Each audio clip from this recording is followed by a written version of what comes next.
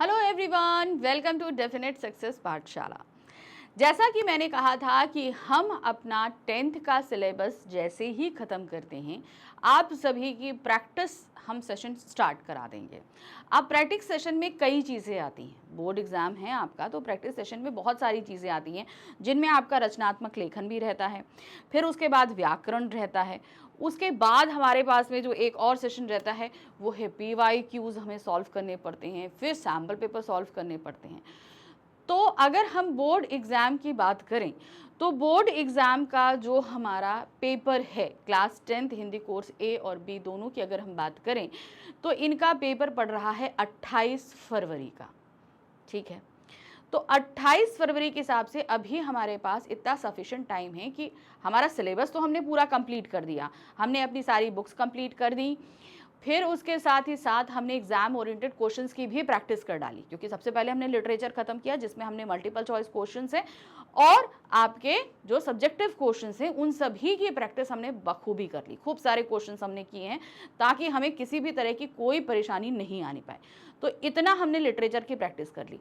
अब हमारे पास जो सबसे ज़्यादा बात काम आता है वो आता है रचनात्मक लेखन का। तो अब मैंने क्या किया, अब मैं सबसे पहले आपके पास लेखन से संबंधित बहुत सारे क्वेश्चंस लेकर आ रही हूँ।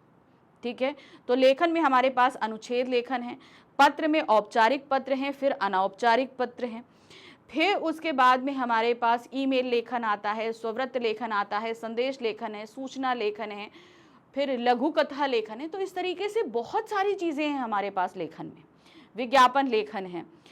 तो अब हमने क्या किया कि अब इनके हम बहुत सारे क्वेश्चंस की आपको प्रैक्टिस कराएंगे ताकि आप अच्छे से अपने एग्जाम्स की तैयारी कर सकें। तो सबसे पहले हम करने जा रहे हैं अपने लेखन की प्रैक्टिस, फिर हम करेंगे व्याकरण की प्रैक्टिस और फिर उसके बाद हम शुरू करेंगे अपने PYQs। ठीक है, और फिर उसके बाद सैम्पल पेपर। तो इस तरीके से हम बिल्कुल सिस्टमैटिक ढंग से अपनी तैयारी करते हुए चल रहे हैं।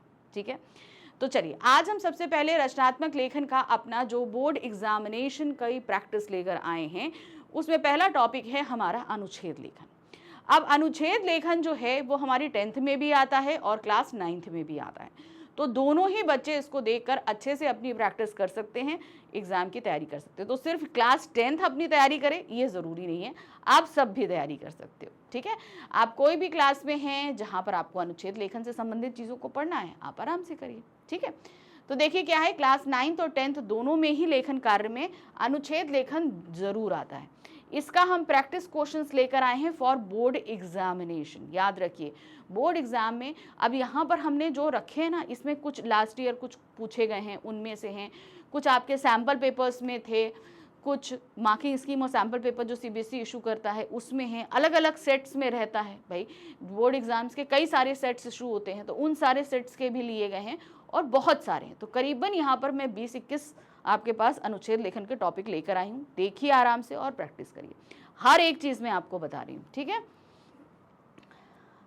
सबसे पहला प्रश्न हमारे पास है G20 शिखर सम्मेलन। बहुत हॉट टॉपिक है ये। ठीक है, इस पर पूछा जा सकता है। अब इस पे संकेत बिंदु दिया गया है, आवश्यकता क्या है, इसका महत्व क्या है और भारत पर इसका क्या प्रभाव पड़ रहा है। इन 3 संकेत बिंदुओं के आधार पर आपको G20 सम्मेलन के ऊपर अनुच्छेद लिखना है। ठीक है, चलिए देखिए क्या है। सबसे पहले आवश्यकता, G20 शिखर सम्मेलन एक अंतर सरकारी संगठन है। इसमें यूरोपीय संघ और अन्य 19 देश सम्मिलित हैं। ठीक है, यूरोपीय संघ और साथ ही साथ क्या है आपका 19 देश सम्मिलित हैं।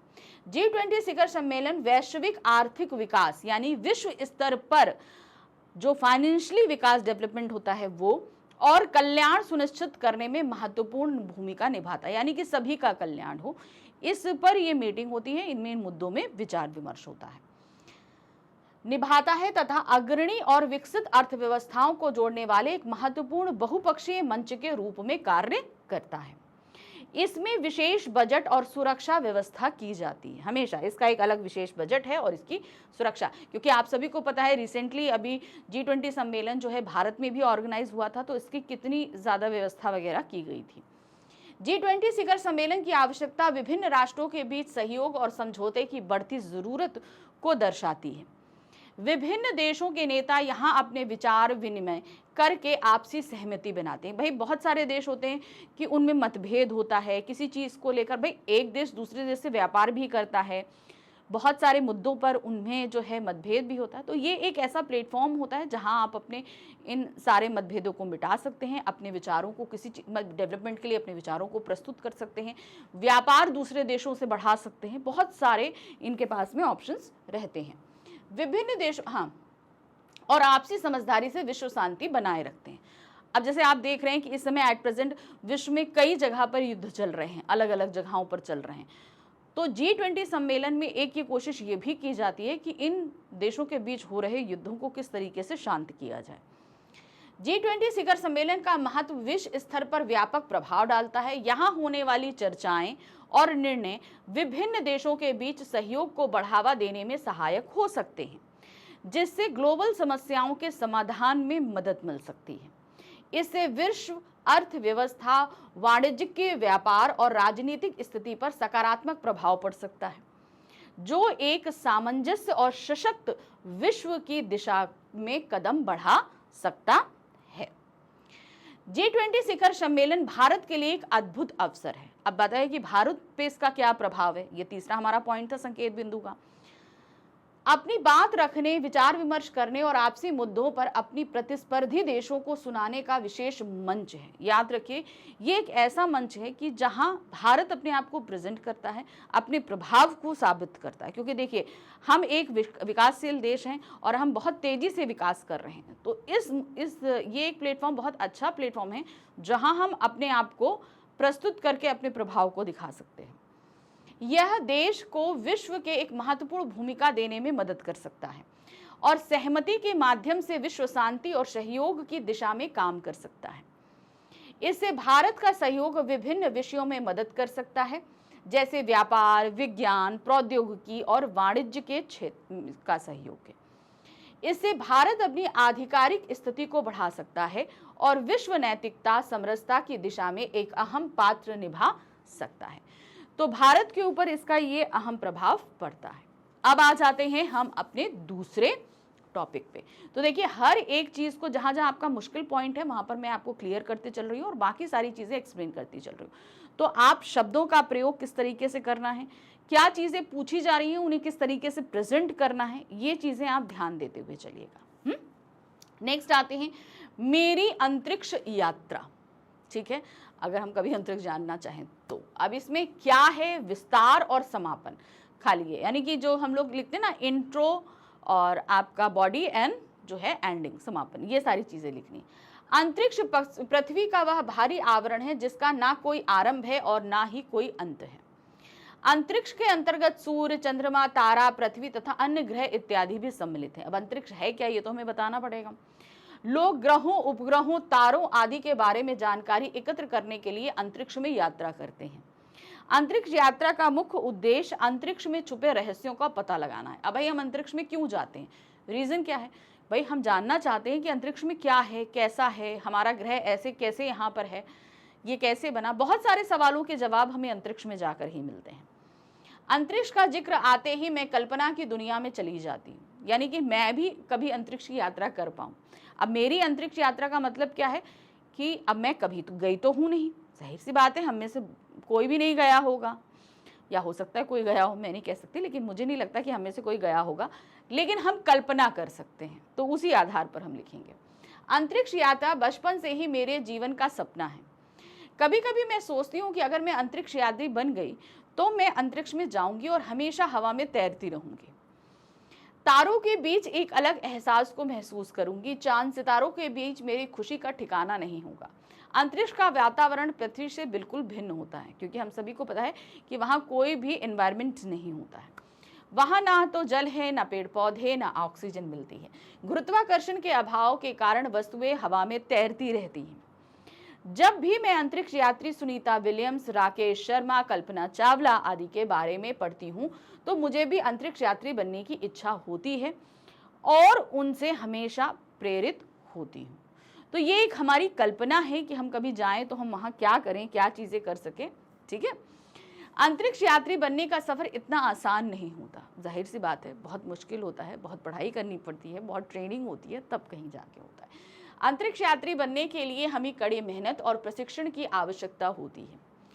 अंतरिक्ष में जाने के लिए हमारा शारीरिक और मानसिक स्वास्थ्य बिल्कुल स्वस्थ होना चाहिए। अंतरिक्ष यात्रा के लिए बहुत साहस और कई वर्षों की मेहनत की आवश्यकता होती है। भले ही अंतरिक्ष यात्री की जान खतरे में हो, लेकिन अंतरिक्ष यात्रा सफल होने पर अंतरिक्ष यात्री और उत्तरी देश का नाम रोशन होता है। जाहिर सी बात है, हम एक ऐसी जगह जा रहे हैं जहां हर पल हमारे ऊपर एक खतरा मंडराता रहता है, ठीक है ना, जाहिर सी बात है। तो लेकिन जब ये सफल हो जाते हैं तो भाई सभी लोग वाहवाही करते हैं, बहुत प्रशंसा मिलती है, एक ये भी लालसा रहती है, ठीक है। तो इस तरीके से आप इसका समापन कर देंगे। अब हम आते हैं अपने तीसरे टॉपिक पे। तीसरा टॉपिक हमारे क्या है, प्रकृति संरक्षण से जागा प्रकृति प्रेम, ठीक है। तो एक तरीके से इसके कई टॉपिक हो सकते हैं, प्रकृति संरक्षण हो जाता है, प्राकृतिक प्रेम हो जाता है, कुछ भी हो तो उसमें आप ये जो है इम्प्लीमेंट कर सकते हो। अब इसके संकेत बिंदु क्या हैं? प्राकृतिक आपदा में स्वयं सेवकों के साथ कार्य करना। अब जो प्राकृतिक आपदाएं आती हैं ना, प्राकृतिक आपदा जैसे भाई सूखा हो गया, बाढ़ आ गई या तूफान वगैरह, जो नेचुरल डिजास्टर्स जिसने बोलते हैं, उनमें हम जब काम करते हैं सेवकों के साथ काम करना। आपदा के कारण जानने का प्रयास करना। अब जब हम ये आपदा में हम गए प्रयास करने, लोगों की मदद करने, तो हमने जाना कि इस आपदा का कारण क्या था, ठीक है, क्या आपदा के कारण जानने का प्रयास करना। फिर है पौधे रोपने का कार्य। जब हमने जाना तो हमने ये देखा कि हम इतनी तेजी से जो पौधे काट रहे हैं उसकी वजह से ही मेन ये आपदाएं आ रही हैं। तो फिर हमने क्या किया, मेरे अंदर प्रकृति प्रेम जागा और मैंने प्रकृति का संरक्षण शुरू किया। तो समझ में आया, प्रकृति संरक्षण से जागा प्रकृति प्रेम। चलिए देखते हैं क्या है। प्रकृति संरक्षण है अपने प्राकृतिक संसाधनों का जिम्मेदारी से उपयोग करना और उन्हें सुरक्षित रखना। अब इनमें हमारे प्राकृतिक संसाधन हैं, जल है, पेड़ हैं, हमारा एनवायरनमेंट है, हमारे खनिज पदार्थ हैं जो हमें प्राकृतिक रूप से मिल रहे हैं, ये होते हैं हमारे प्राकृतिक संसाधन। इनमें मुख्य रूप से जल, धूप, वातावरण, खनिज, भूमि, पौधे और जानवर शामिल हैं जो हमें प्राकृतिक रूप से मिले हैं। इनमें हमने इनको कुछ बनाया नहीं है। इनमें से कुछ संसाधनों का अत्यधिक दोहन किया जा रहा है, जिनमें कि पेड़ पौधों की कटाई सबसे ज्यादा है, जिनमें वे तेजी से समाप्त हो रहे हैं। प्रकृति संरक्षण में सकारात्मक योगदान देने के लिए हमें प्राकृतिक आपदाओं के प्रति जागरूकता बनाए रखनी चाहिए। कुछ वर्ष पहले हमारे क्षेत्र में एक प्राकृतिक आपदा का सामना करना पड़ा। लगातार अतिवृष्टि का मतलब होता है बहुत ज्यादा हैवी रेनफॉल होने से नदी के जल का स्तर बढ़ गया, जिससे मिट्टी के कटाव के कारण भयंकर बाढ़ की स्थिति उत्पन्न हो गई।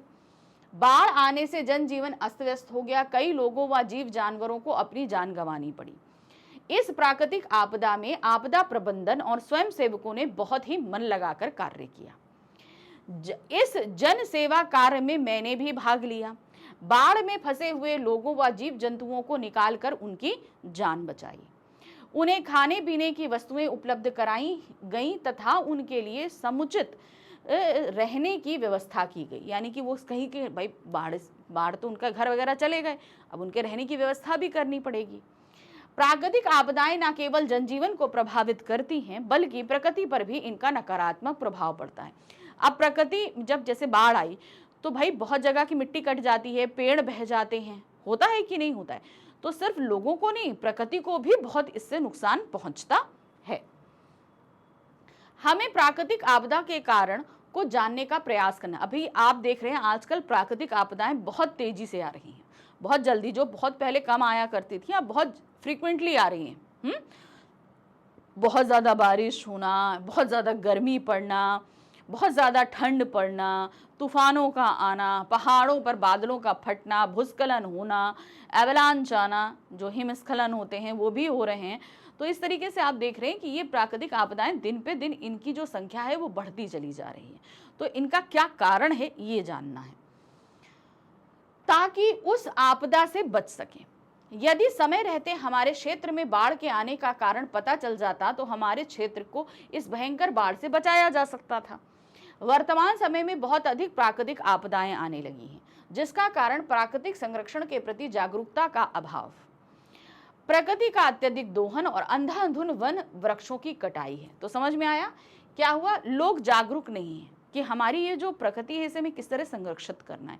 वृक्षों का बहुत ज़्यादा कटाव करना है, बहुत ज़्यादा हम लोग काट रहे हैं, जिसकी वजह से बहुत ज़्यादा बारिश होती है तो पानी धरती पे सोख ही नहीं पाता। जब भाई अगर पेड़ नहीं होंगे तो धरती पर पानी नहीं सोखेगा। फिर उसके बाद रहता है कि हम बहुत ज़्यादा दोहन कर रहे हैं, खनिज पदार्थ निकालने के लिए ज़मीन से हम इतना ज़्यादा दोहन करते हैं कि एक तरीके से ज़मीन को हम खोखला करते जा रहे हैं, तो पानी कहाँ जाएगा? हमें हमारी प्रकृति से प्रेम करना चाहिए। प्रकृति को सुरक्षित रखने के लिए हमें वन्य जनों की रक्षा, जल, वायु और मिट्टी का सही तरीके से उपयोग तथा अधिक से अधिक वृक्षारोपण करना चाहिए। वर्तमान समय को देखते हुए वृक्षारोपण का कार्य प्रारंभ करना अत्यंत महत्वपूर्ण है। तो जो हमारे बस में है वो सबसे ज़्यादा है कि जो पेड़ हैं उन्हें कटने से बचाना है, उनको संरक्षित करना है और ज़्यादा नए पेड़ लगाने हैं और उनका भी संरक्षण करना है। ये हमारे लिए सबसे पहली प्रायोरिटी है और ये हम आसानी से कर सकते हैं। वृक्ष हमारे पर्यावरण को हरित और स्वस्थ बनाए रखने में मदद करते हैं और वृक्षारोपण के माध्यम से हम वायुमंडल को शुद्ध करते हैं। इस प्रकार प्रकृति प्रेम के माध्यम से हम सजीव और स्वस्थ पर्यावरण का निर्माण करके आने वाली पीढ़ियों को एक सुरक्षित भविष्य दे सकते हैं। अब हम आ जाते हैं अपने फोर्थ टॉपिक पे। ठीक है, मैंने कहा कि नहीं, यहाँ पर मैं बहुत सारे टॉपिक्स लेकर आई हूँ, तो आप जो है इनको देखिए और बहुत सारी प्रैक्टिस करिए। तो फोर्थ टॉपिक है करत करत अभ्यास ते जड़मति होए सुजान। यानी कि जब हम बहुत ज़्यादा अभ्यास करते हैं तो अगर बंद बुद्धि भी है तो भी वो समझदार हो जाती है। ठीक है, अब इस सूक्ति को समझाते हुए हमें पूरा, जहाँ कहीं पे भी सूक्तियाँ दी होती हैं तो उसके अनुच्छेद लेखन का तरीका बदल जाता है। ठीक है, अब उसमें क्या है, जो सूक्ति दी हुई है हमें उसका अर्थ बताना होता है। उस अर्थ से संबंधित अगर आपको कोई कहानी पता है तो आप बता सकते हो। ठीक है, तो इसमें क्या है, देखिए सबसे पहले सूक्ति का आश्रय बताना है कि सूक्ति का मतलब क्या है। फिर उसके बाद आते हैं जीवन में अभ्यास का महत्व बताना है कि इसकी जो प्रैक्टिस हम कहते हैं, हर चीज़ की हमें प्रैक्टिस करनी पड़ती है, तो प्रैक्टिस का क्या इंपॉर्टेंस है ये बताएंगे। सफलता का मूल मंत्र, प्रैक्टिस, अभ्यास ही हमें आप कहीं पे भी रहो, आप कार चलाना सीखो तो भी आप प्रैक्टिस कर सकते हो, आप खाना बनाना सीखो तो भी आप प्रैक्टिस के जरिए ही कर सकते हो। सिर्फ पढ़ाई में ही अभ्यास की ज़रूरत नहीं होती। आप जीवन के हर एक पल में जब तक आप अभ्यास नहीं करोगे, आपने जब पहली बार बोलना सीखा था तो भी आपने धीरे धीरे प्रैक्टिस करके ही बोलना सीखा, चलना सीखा तो धीरे धीरे ही आपने जब उसकी प्रैक्टिस करी तभी आपको चलना आया। तो हर एक लेवल पर हम अभ्यास करते हैं, यानी कि प्रैक्टिस करते हैं। चलिए, सबसे पहले हम पूरी सूक्ति लिखेंगे। करत करत अभ्यास ते जड़मति होए सुजान, रसरी आवत जात ते सिल पर परत निशान। अब इसका मतलब क्या है, यानी कि बार बार अभ्यास करने से मूर्ख भी जो है वो बुद्धिमान हो जाता है। जड़मति मतलब मूर्ख, सुजान मतलब समझदार। रस्सी आवत जाते, कुएं के किनारे पर जब हम पानी खींचते हैं तो बार बार रस्सी को ऊपर नीचे करने से सिल पर परत निशान, यानी कि पत्थर पर भी निशान पड़ जाते हैं। वो कठोर पत्थर भी उस कोमल रस्सी के निशान से कटने लगता है। तो यहाँ पर ये चीज़ बताई गई है। ठीक है, अब चलिए देखते हैं क्या है। यह सूक्ति हमें निरंतर श्रम करने के महत्व को बताती है। सूक्ति का आशय है कि जिस प्रकार कुएं के पत्थर पर बारी बारी से रस्सी खींचने से पत्थर पर निशान पड़ जाते हैं, उसी प्रकार यदि बार बार अभ्यास किया जाए तो जड़ बुद्धि यानी मूर्ख व्यक्ति भी बुद्धिमान बन जाता है। ठीक है, तो ये सूक्ति का अर्थ है। मानव जीवन में अभ्यास का बहुत अधिक महत्व है। अभ्यास अज्ञानी को भी बुद्धिमान बना सकता है। यह असफलता को सफलता में और निराशा को आशा में बदल देता है। जीवन में निरंतर अभ्यास एक साधना का रूप है। साधना मतलब क्या होता है, हम किसी तपस्या करें, साधना करें वो, और जो यह साधना करता है वह साधक अवश्य सुखी होता है। अतः हमें अपने जीवन में कभी हताश नहीं होना चाहिए और एक साधक की भांति निरंतर अभ्यास की साधना करनी चाहिए। क्या होता है ना, अक्सर जैसे हम असफल हो जाते हैं तो हम निराश होकर बैठ जाते हैं। नहीं, आप असफल हुए हैं तो आप फिर से उसकी कोशिश करो, फिर से होगा, निराश नहीं बैठना है। जीवन के हर क्षेत्र में अभ्यास का महत्व है, चाहे वह कला हो, खेल हो, विद्या अध्ययन हो या शिक्षा हो। आप किसी भी क्षेत्र में हो, प्रैक्टिस हर जगह होती है। किसी लक्ष्य तक पहुंचना हो या कोई अन्य क्षेत्र, अभ्यास से ही सफलता मिलती है। यह हमें योग्यता, संघर्षशीलता और समर्पण की दिशा में आगे बढ़ने का मार्ग दिखाता है। अभ्यास से ही आत्मनिर्भरता और आत्मविश्वास की प्राप्ति होती है। हम बार बार जब प्रैक्टिस करते हैं तो हमारे अंदर भी कॉन्फिडेंस आता है ना। हमने क्या बोला, हम आत्मविश्वास यानी कि कॉन्फिडेंस आता है, आत्मनिर्भर होते हैं, हम अपने आप काम कर सकते हैं, हम ये सकते हैं। जैसे आप पहली बार अगर घर में चाय बनाने के लिए जाओ ना, तो आपको मम्मा की हेल्प की ज़रूरत पड़ेगी, लेकिन जब धीरे धीरे बनाने लगोगे तो तुम्हें किसी की ज़रूरत नहीं, तुम आत्मनिर्भर हो गए। तुम्हें चाय पीने का मन है, तुम किचन में गए, अपने आप गैस जलाई, चाय बनाई, पिया, मम्मी को भी पिलाया, पापा को भी पिलाया, सबको पिलाया चाय। तो इस तरीके से तुम सेल्फ डिपेंडेंट भी हो जाते हो, किसी के ऊपर तुम डिपेंडेंट नहीं रहते हो। सफलता का मूल मंत्र अभ्यास है और बार बार अभ्यास आपको मजबूत बनाता है। अभ्यास के द्वारा ही सफलता के लिए किया गया परिश्रम फलित होता है। याद रखिए, आप कुछ भी चीज पाना चाहते हैं, प्रैक्टिस करके आप उसे पा सकते हो। एक बार किए गए परिश्रम से मनवांछित फल नहीं मिलता, परंतु बार बार अभ्यास करने से फल की सिद्धि अवश्य होती है। अतः उक्त सूक्ति से हमें यह बोध होता है कि जीवन में यदि हमें किसी भी क्षेत्र में पारंगत बनना है तो हमें निरंतर अभ्यास करना चाहिए। इससे हम अपने लक्ष्यों की प्राप्ति में सफल हो सकते हैं और अपने जीवन को समृद्धि और सफलता की ऊंचाइयों तक पहुंचा सकते हैं। तो किसी भी क्षेत्र में है, प्रैक्टिस करना जरूरी होता है। चलिए, अब हम आ गए अपने 5वें टॉपिक पे। 5वां टॉपिक हमारे पास में क्या है?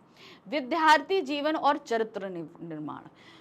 जो आपकी स्टूडेंट लाइफ होती है वही आपके कैरेक्टर को बिल्ड करने की सबसे बेहतरीन जगह होती है। याद रखिए, आपकी संगति है, आपकी स्टडी है, आपका ध्यान है, ये सारी चीज़ें ही आपके चरित्र का निर्माण करती हैं आपकी स्टूडेंट लाइफ में। अब इसमें आपको संकेत बिंदु क्या दिए गए हैं? संपूर्ण जीवन की आधारशिला, यानी कि हमारे पूरे जीवन की नींव कहाँ पड़ती है? हमारे स्टूडेंट लाइफ में। ये तो आप सभी लोग जानते हो, पढ़ाई के माध्यम से हो, कैरेक्टर के माध्यम से हो, किसी भी चीज़ के माध्यम से हो, स्टूडेंट लाइफ में हम बहुत कुछ सीखते हैं और यही सारी चीज़ें हम अपने होल लाइफ आगे लेकर चलते हैं। चरित्र निर्माण की आवश्यकता। अब क्यों होती है चरित्र निर्माण की आवश्यकता, ये बताना है आपको। देश व समाज के लिए उपयोगी। विद्यार्थी जीवन में अगर हम सही तरीके से अपने चरित्र का निर्माण करते हैं तो आगे चलकर हम एक सफल व्यक्ति बनते हैं, और वो सफल व्यक्ति जब आगे चल के किसी भी क्षेत्र में कार्य करता है तो हमेशा देश और समाज को आगे ले जाने का काम करता है। ये 3 संकेत बिंदु हैं जिनके आधार पर आपको इसे एक्सप्लेन करना है। देखिए क्या है, विद्यार्थी जीवन साधना और तपस्या का जीवन होता है। विद्यार्थी के लिए जीवन अपने भावी जीवन को ठोस नींव प्रदान करने का सुनहरा अवसर है। ये चरित्र निर्माण का समय है। विनम्रता, दया, करुणा, श्रद्धा आदि भावों का विकास विद्यार्थी जीवन में ही होता है। तो एक जो आप कहते हैं ना, आप मानवीय गुण जो हैं वो हमें एक तरीके से इन स्टूडेंट लाइफ में ही होते हैं, जिनमें विनम्रता, दया, करुणा और श्रद्धा होती है। ये मानवीय गुण, एक मानव के अंदर ये गुण होने चाहिए। जानवरों के अंदर नहीं मिलेंगे ये गुण, ये मानव के अंदर ही मिलते हैं। विद्यार्थी जब विनम्रता का गुण धारण करता है, प्रत्येक कार्य आसान हो जाता है। ठीक है, हम अब विनम्रता का मतलब क्या है? जब आप सॉफ्ट हार्टेड हैं, सभी से आप बहुत ही सॉफ्टली बोलेंगे, आपके दिलो दिमाग में दूसरों के लिए संवेदनाएं होंगी, तो आप जाहिर सी बात है कि आप काफ़ी अच्छा अपना जो है कैरेक्टर डेवलप कर रहे हैं। विद्यार्थी जीवन मानवीय गुणों को अंगीभूत करने का काल है। अंगीभूत करने का मतलब है कि जो हमारे ये मानवीय गुण हैं, दया, विनम्रता, सद्भावना, उदारता, परोपकारिता, ये सारे टाइम जो है ये स्टूडेंट लाइफ में ही अपने अंदर हमें इम्प्लीमेंट करने होते हैं। ये बिल्कुल सही समय होता है। सुख दुख, लाभ हानि, सर्दी गर्मी से परे होकर जब विद्यार्थी नित्य अध्ययन करता है तो उसका जीवन सफल हो जाता है। वह धैर्य, साहस, ईमानदारी, लग्नशीलता, गुरु भक्ति, स्वाभिमान जैसे गुणों को धारण करता है। वह संयमित, नियमबद्ध और अनुशासित नागरिक बनता है। इस प्रकार वे उच्च चारित्रिक गुणों से परिपूर्ण विद्यार्थी ही राष्ट्र व देश के लिए उत्तम नागरिक बनता है। अब हमारे अंदर जब ये सारे मानवीय गुण आ जाएंगे तो जाहिर सी बात है, अब ऐसा व्यक्ति जब हमारे समाज में रहेगा तो समाज तो एक अच्छा समाज ही बनेगा। ठीक है, जब अब ऐसे स्टूडेंट्स जो ऐसे अच्छे लोग जब समाज में रहेंगे तो समाज भी अच्छा ही होगा, दूसरों का भला करने वाला होगा। सभ्य समाज के निर्माण में उच्च चारित्रिक गुणों से युक्त व्यक्ति की महत्वपूर्ण भूमिका होती है। सामाजिक समस्याओं व कुरीतियों के निराकरण हेतु ऐसा विद्यार्थी निर्मित करना आवश्यक है। तो बहुत ज़रूरी है कि स्टूडेंट लाइफ में जो ये टीचर्स होते हैं उनके ऊपर भी रिस्पॉन्सिबिलिटी हो जाती है कि बच्चों के अंदर ये सारे गुण डेवलप हों, क्योंकि यह समाज और देश के लिए बहुत ज़रूरी होते हैं। अब हम आ जाते हैं अपने छठे टॉपिक पे। यहाँ पर क्या दिया है, 2020 क्रिकेट रोमांच। हमें लगता है इस पे तो आप सभी बहुत आसानी से लिख सकते हो, ठीक है। आप सभी को क्रिकेट बहुत पसंद होता है और 2020 तो सभी लोग देखते हैं, तो इस पे आप लोगों को मटेरियल की ज़रूरत नहीं पड़ेगी, लेकिन हाँ, लिखने के लिए सही शब्दों की ज़रूरत आपको ज़रूर पड़ेगी, तो उसे आप यहाँ पर ज़रूर देख लेना। तो मटेरियल तो आपके पास बेइंतहा होगा, ये हमें यकीन है। देखिए क्या संकेत बिंदु, मैच कब और कहाँ, टीमों का संघर्ष और दर्शकों की प्रतिक्रिया।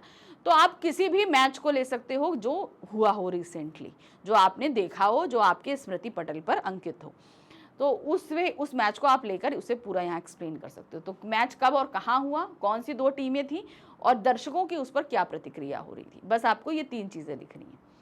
क्रिकेट दुनिया का लोकप्रिय खेलों में से एक खेल बन चुका है। वैसे तो इसके सभी प्रारूपों के प्रति लोगों की रुचि है।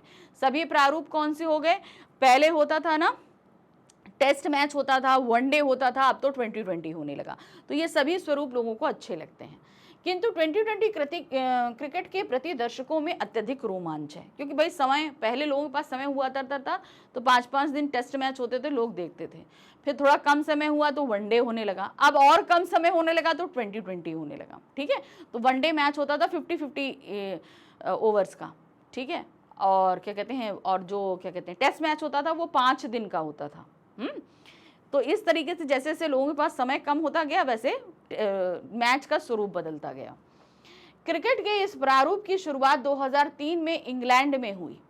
यह मैच 20-20 स्कोर तक सीमित रहता है। 24 सितंबर 2007 को भारत व पाकिस्तान के बीच 2020 विश्व कप का मैच हुआ था, ठीक है। अब मुझे तो नहीं याद, कि आप लोगों को तो याद होगा, ठीक है। इस मैच में भारत के युवा खिलाड़ियों में महेंद्र सिंह धोनी की कप्तानी में पाकिस्तान को हरा दिया था। जब भारत के खिलाड़ी दक्षिण अफ्रीका पहुंचे तो किसी ने भी जीत की उम्मीद नहीं की थी, लेकिन भारतीय खिलाड़ियों ने यह कारनामा कर दिखाया। भारतीय जीत की उम्मीद इसलिए हुई, ये अनेक दर्शक वहां उपस्थित थे, मानी भारतीय दर्शक वहां पर उपस्थित थे। दर्शकों के जोश व उत्साह से टीम का भी उत्साहवर्धन हुआ। भारतीय बल्लेबाजों ने 157 रन का स्कोर खड़ा किया और 19.3 यानी कि 19.3 ओवर में 152 रन पर यानी कि 152 रन पर पाकिस्तान को ऑल आउट कर दिया। इस मैच के रोमांच में दर्शकों ने दांतों तले उंगलियां दबा ली। क्रिकेट प्रेमियों की खुशी का ठिकाना नहीं रहा। जब भारतीय टीम मुंबई लौटी तो उसका भव्य स्वागत किया गया। खिलाड़ियों पर सरकार व क्रिकेट बोर्ड ने करोड़ों रुपयों की बौछार कर दी। विजेता खिलाड़ी नए इंडियन आइडल बन गए। तो मतलब उसके बाद 2020 बहुत तेजी से उभरा और इस मैच में जो भी प्लेयर्स थे वो लोगों के जनप्रिय बन गए थे। अब आते हैं हम अपने 7वें टॉपिक पे। क्या दिया है, दौड़ती हुई जिंदगी। आजकल सभी की जिंदगी दौड़ रही है घड़ी के मुताबिक, ठीक है। तो क्या है, कैसे, कारण, आवश्यकताओं में वृद्धि, क्या करें। अब ये जिंदगी कैसे दौड़ रही है ये बताना है, इसके क्या कारण है ये बताना है, और हमारी आवश्यकताओं में वृद्धि क्यों हो रही, क्योंकि आवश्यकताओं की वृद्धि के कारण ही, क्योंकि हमारी जो नीड्स हैं वो बढ़ी हैं, इसलिए हमारा जीवन अब दौड़ने लगा है, क्योंकि हमें हर एक चीज़ चाहिए। तो इसके चलते क्या है, अब हमें ज़्यादा अर्निंग करनी पड़ती है, तो हमें दौड़ना पड़ता है। हम अब क्या करें ये चीज़, तो ये 4 आपके पास संकेत बिंदु हैं जिन पर आपको ये एक्सप्लेन करना है। चलिए देखते हैं। आज हमारी आवश्यकताएं असीमित हो गई हैं। प्रत्येक व्यक्ति को बड़ा घर, गाड़ी, पैसा, एसी आदि सुविधाओं की लालसा है। ऐसे में अत्यधिक धनार्जन करने के लिए सभी लोग दौड़ रहे हैं। आगे बढ़ने के लिए लगातार अथक प्रयास किए जा रहे हैं।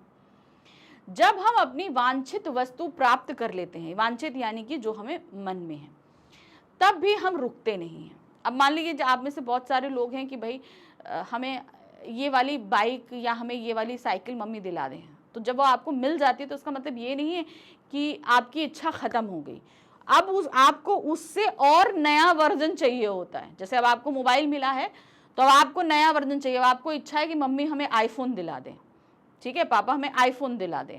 तो वो इच्छाएं, ये नहीं कि हमारे मन की चीज मिल गई तो हम उस जगह रुक जाएं, नहीं, अब उससे और अच्छा पाने की इच्छा हमारे अंदर जाग जाती है। अपितु और अधिक लालच के साथ नवीन लालसाएं उत्पन्न कर लेते हैं। प्रत्येक मनुष्य इसी भागदौड़ में लगा है। जो नहीं दौड़ता है वह इस बदले युग में पीछे रह जाता है। तो हर व्यक्ति दौड़ता जा रहा है और जो नहीं दौड़ रहा है वो इस युग में पिछड़ता चला जा रहा है। लोग उसको बोलते हैं अरे तुम बहुत पिछड़े समय के हो, ऐसे करके लोग बात करते हैं। इस भाग दौड़ के जीवन में प्रकृति का आनंद, चैन, सुकून के पल, प्रेम, सहानुभूति, सौहार्द जैसे कहीं खो गए हैं। तो वो जो हमें आंतरिक सुख देते हैं वो सारी चीजें कहीं ना कहीं हम भूल जाते हैं, क्योंकि हम घड़ी की तरह दौड़ते रहते हैं। अनियंत्रित आवश्यकताएं और हमारा लालच ही समस्या का मुख्य कारण है, जो हमें सुकून से बैठने नहीं देता, जीवन का सुख नहीं लेने देता। प्रत्येक मनुष्य को जो है उसमें संतुष्टि नहीं है, बल्कि वह दूसरे की प्रगति से ईर्ष्या करता है। उसे क्या है, उसे और अच्छा चाहिए, और अगर कोई प्रगति कर रहा है तो हमें जेलसी होती है। यदि हमें अपने इस जीवन में सुकून चाहिए तो हमें अपनी आवश्यकताओं व इच्छाओं को नियंत्रित करना पड़ेगा। प्रकृति व पर्यावरण के साथ कुछ आराम से बैठकर गहन मनन करना होगा कि वास्तव में हमें क्या चाहिए। अब क्या करें तो ये बताना पड़ेगा ना कि भाई हमें क्या करना है इन भागदौड़ में। हमारे पास जो कुछ है क्या उससे हम संतुष्ट नहीं हो सकते हैं? क्या सब कुछ प्राप्त करना ही सफलता है? वास्तव में किसी अन्य व्यक्ति के मुख पर मुस्कान लाना, दया, करुणा, उदारता ही सही सुख व संतुष्टि प्रदान करता है। तो अपनी आवश्यकताओं की तो कभी अंत ही नहीं है। आप जो कुछ पाओगे उससे और ज्यादा आपको चीज पाने की इच्छा होगी। तो सही संतुष्टि पानी है, दूसरे के मुंह पे खुशी लेकर आओ। 8वां हमारा टॉपिक है कृत्रिम बौद्धिकता। बहुत ही हॉट टॉपिक है ये, जिसे हम बोलते हैं आर्टिफिशियल इंटेलिजेंस। ठीक है, कृत्रिम बौद्धिकता। ठीक है, आर्टिफिशियल इंटेलिजेंस के बढ़ते कदम। आप विश्वास नहीं करेंगे कि हमारा मोबाइल अगर हमारे पास होता है और हम अगर किसी चीज के बारे में बात कर रहे हैं तो वो मोबाइल हमें हर वक्त सुनता है। आपने सिर्फ बात भर करी और उसके बाद आप अपना मोबाइल उठाकर देखिए, आपको उसी प्रोडक्ट्स के ऐड आपके मोबाइल में आते हुए दिखेंगे। ये इसी को बोलते हैं आर्टिफिशियल इंटेलिजेंस। अब ये क्या होता है इसे डिटेल में समझते हैं। अब इसमें क्या क्या है कृत्रिम बौद्धिकता, ये आपको बताना है। बढ़ता प्रभाव इसका क्या है और संभावित खतरा क्या है, ये चीजें तो आपको ये बताना है कि आर्टिफिशियल इंटेलिजेंस आजकल हर एक चीज में, हमारी स्मार्ट वॉच में, हमारे फोन्स में, हमारे कैमरा में, आजकल सब जगह, इवन हमारे टीवी तक में ये इनबिल्ड है और ये हमारे लिए एक बहुत बड़ा खतरा बनती जा रही है, जिसे हम लोग हर जगह इस्तेमाल कर रहे हैं। इसी के ऊपर आपको आज टॉपिक लिखना है। चलिए देखिए क्या है। कृत्रिम बौद्धिकता आधुनिक समय में हमारे जीवन में काफी हद तक कंप्यूटर पर निर्भर हो गया है। कंप्यूटर के बिना जीवन के बारे में सोचना लगभग असंभव है। इसीलिए कंप्यूटर को इंटेलिजेंट बनाना बहुत जरूरी है ताकि हमारा जीवन सरल हो। अब कंप्यूटर आया था हमारी सुविधा के लिए, लेकिन धीरे धीरे क्या हुआ, हमने उसे अपग्रेड करते करते ऐसा कर दिया है कि अब उसे हमें अपग्रेड नहीं करना पड़ता, वो अपने आप को अपग्रेड कर रहा है। क्या कर रहा है, वो उसको इंटेलिजेंट हमने खुद बना दिया है तकनीक के जरिए। पहले ये सारा काम मैन्युअली होता था जिसे हम अपने हाथ में रखते थे, लेकिन अब क्या है, हमने वो सारी चीजें कंप्यूटर में डाल दी हैं कि वो खुद अपने आप को कर रहा है, जिसके लिए हमें कोई जरूरत नहीं है कुछ करने के लिए। अब वो खुद अपनी बुद्धि चला रहा है। आर्टिफिशियल इंटेलिजेंस कंप्यूटर का सिद्धांत और विकास है, यानी कि उसके अंदर ही हमने वो फीचर्स किए हैं कि वो अपने आप को विकसित करे, जो मानव बुद्धि की नकल है। यानी कि हम जैसे हम कहते हैं ना, हमारे पास कोई सिचुएशन आती है तो हम उस सिचुएशन के अकॉर्डिंग रिएक्ट करते हैं। ठीक है, तो ये अब उस पर हमारा कंट्रोल है, हम उसे गलत नहीं करने देते। लेकिन कंप्यूटर एक मशीन है, उसे हमने वो छूट दे दी है कि वो अब कुछ भी कर सकता है। वो सही गलत नहीं सोचता। कृत्रिम बुद्धिमत्ता विभिन्न क्षेत्रों जैसे चिकित्सा में रोगी के रोग का पता लगाने में, शिक्षा में छात्रों को नवीन तकनीक द्वारा पढ़ाने, वित्तीय क्षेत्र में डाटा का विश्लेषण करने, निवेशकों के लिए निवेश का उचित सुझाव देना, धोखाधड़ी को पहचानना, कृत्रिम जगत में पौधों की देखरेख, मौसम की स्थिति, तापमान आदि में उपयोगी है। तो ये इन जगहों में तो बहुत अच्छा है, लेकिन ये जिस चीज के फायदे होते हैं तो नुकसान भी होते हैं। कृत्रिम बुद्धिमत्ता कंप्यूटर और रोबोटिक्स की दुनिया में क्रांति जैसा है, परंतु इससे संभावित खतरे भी हैं। यदि मशीनें स्वयं निर्णय लेने लगेंगी तो उन पर नियंत्रण नहीं किया जा सकता। अगर मान लीजिए ये, अब इस पे देखिए बहुत सारी मूवीज बन चुकी हैं, आप लोगों ने देखा है, मैंने भी देखी हैं वो मूवीज, जहां कंप्यूटर खुद अपने आप से निर्णय ले रहा है और धीरे धीरे वो पूरी दुनिया पर काबिज हो जाता है। ऐसी मूवीज हम लोगों ने देखी है ना। तो वो क्या कर रहा है, उसने मानव को गुलाम बना लिया। अब देखिए आप इसको, सिर्फ इसकी वानगी आप आज के समय में देख सकते हैं कि हम धीरे धीरे इन मशीनों के गुलाम बनते जा रहे हैं। आज अगर हमारे किचन में मिक्सी नहीं है तो हम मसाला नहीं पीसेंगे, ठीक है। हमारे हाथ में मोबाइल नहीं है तो हम घर के बाहर नहीं निकलेंगे। तो हम क्या हो गए, हम आज कल धीरे धीरे इसके गुलाम बन गए हैं। यदि मशीनें स्वयं निर्णय ले लेंगी तो उन पर नियंत्रण नहीं किया गया तो यह मानव सभ्यता के लिए खतरा बन सकती है।